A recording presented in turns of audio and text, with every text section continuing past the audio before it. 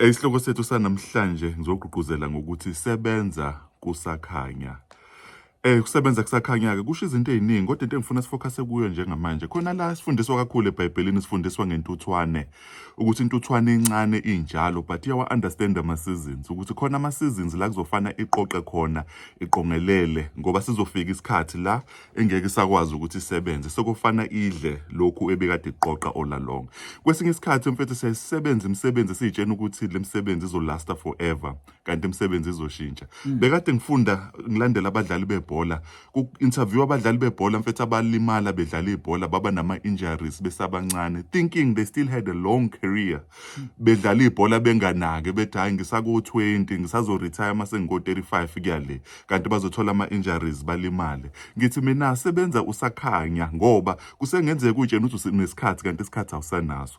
Abanye abantu futhi basebenzela ama-industries that have been running for more than 100 years. Kuyaye kwenzeke Mageza mfethu uthola ukuthi i-industry biyirana kahle all along, kothi mase kufika ikhathi abantu benza ama-research bathi no, le product ekhiqizwa ile nkampani kahle kahle inobungozi obuthile. Some companies have closed down because of that. Wena uthe usebenza wangayinikela ngoba uyitshena ukuthi hayi no, umkhulu wami wasebenza kule nkampani nobaba wasebenza nami ngikule ndawo, I still have time, kanti isikhathi awusanaso. Faka i-energy yakho usebenze kusakhanya.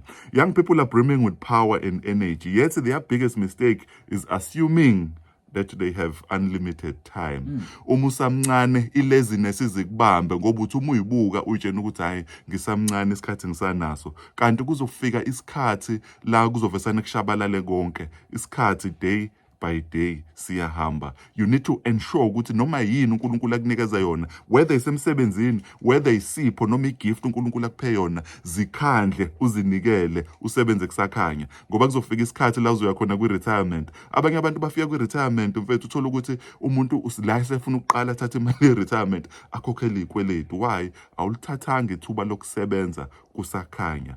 Uma sengikhuluma ngami, umuntu umbona ehlezi enza i-motivation ongazi ukuthi mhlawumbe unesikhathi sonke emhlabeni, kanti no, I am very committed entweni ey'ningi engizenzayo, but every time I'm given this opportunity, I make sure ukuthi ngiyafika la and ngifika ngesikhathi. I prepare for these motivations. Why? Because there will come a time la ngizobuka khona back ngithi wow, I am glad bathi benginikeza ithuba, I gave my best. Sebenza kusakhanya ngoba kuzofika isikhathi la uzohlala khona kuvurande nabazukulu bakho bekubuza ukuthi mkhulu wasebenza kanjani. I want to be able to say ngayikhandla emsebenzini okubhala incwadi, kwi-motivation, ukusebenza kwa-corporate. Everything that God entrusted me with, I gave my best. Ngasebenza kusakhanya. Sengivala lithi iBhayibheli laphana ku-Ecclesiastes 9 verse 10.